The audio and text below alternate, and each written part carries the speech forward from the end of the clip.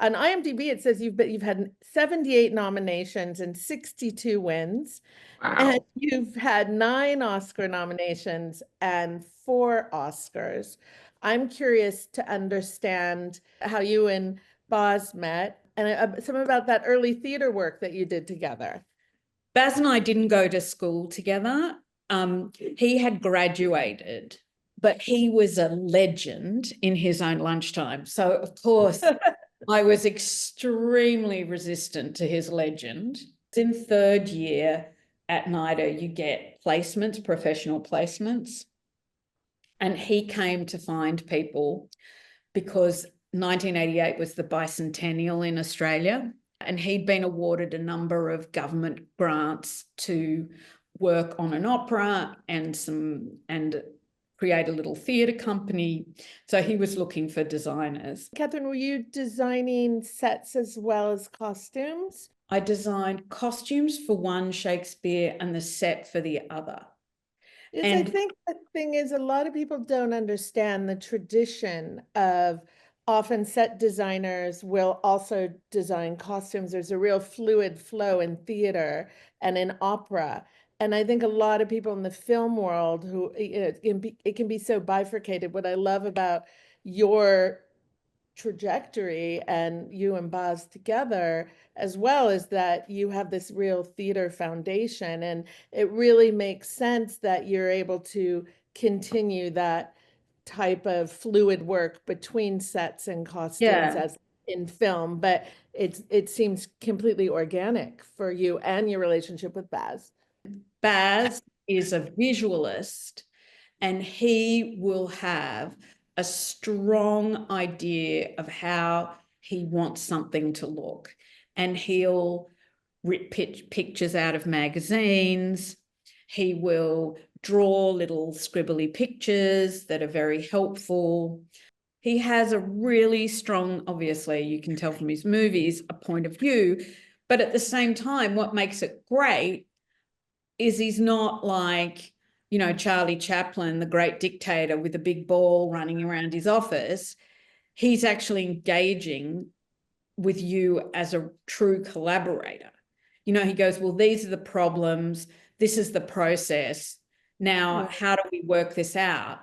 I don't know who said it. It could have been Baz, or it could be a quote from somebody else. But, you know, taste is the enemy of art. There's no high art and low art. There's just art.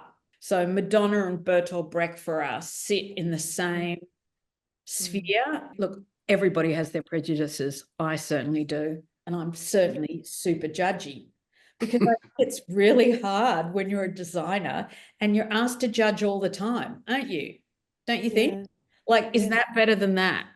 Yeah, of course. And sometimes after you've fitted 400 people in a row, like I had this experience on Elvis, you've just looked at so many men in so many 60s or 70s or 50s outfits. Your eyes are just like, you're just going, oh, I don't know. I have no idea anymore. I don't know whether you look good. Exactly. Do you look good? I don't know. And so the whole thing is about judgment. And so then it's really hard not to take that into other areas.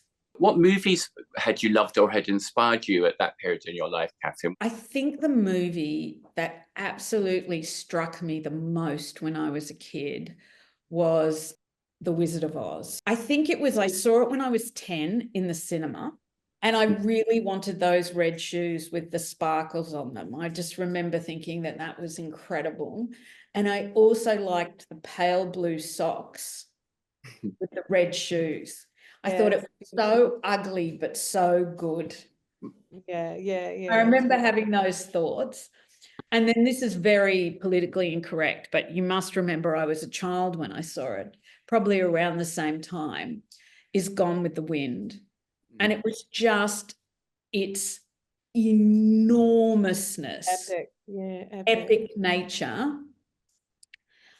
And then I was an usherette for a while. And so I would just see the same movie over and over and over again, like Gandhi, I must have seen. When you were a teenager, were you usherette? Yes. And then there was a really nice kind of circular thing. The same cinema I was an usherette in many, many years later when Strictly Ballroom came out. Strictly Ballroom ran to packed houses in that cinema for over a year. I mean, I have to say, Yeah. Strictly Ballroom is on my top favorite list of all time movies. I Oh, love that film. I thank love you. that film. Really inspired me as well. If you think about Catherine's work and Gone with the Wind and The Wizard of Oz, that epic quality, that's what I think of when I think of your work, the scale and the magic and the color. How do you manage your team when you are designing sets and costumes and you're also a producer? How does that work? Well, it takes me nearly to the brink of a nervous breakdown. Elvis was just, I loved it. And at the same time, it was just a lot because in my mind, I thought, I've done all the research.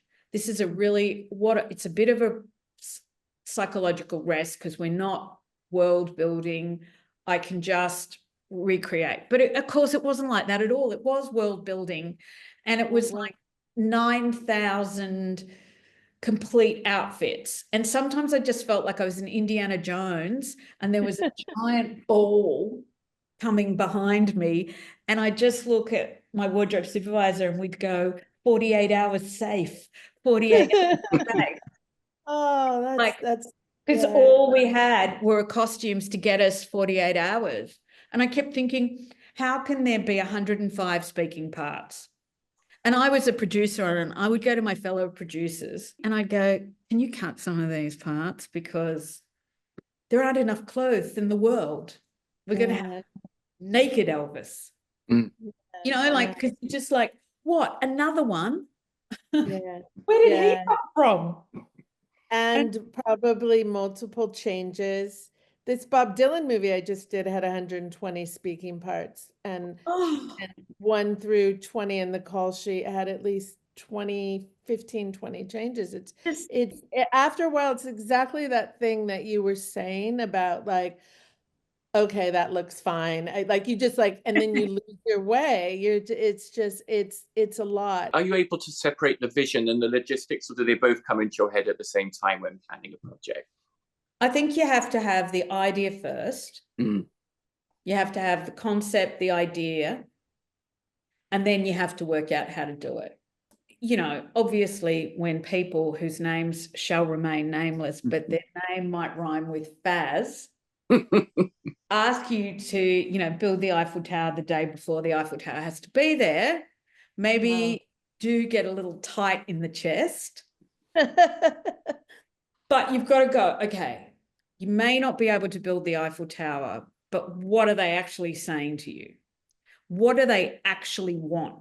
What does the Eiffel Tower symbolize? What does it mean? Why do we need it?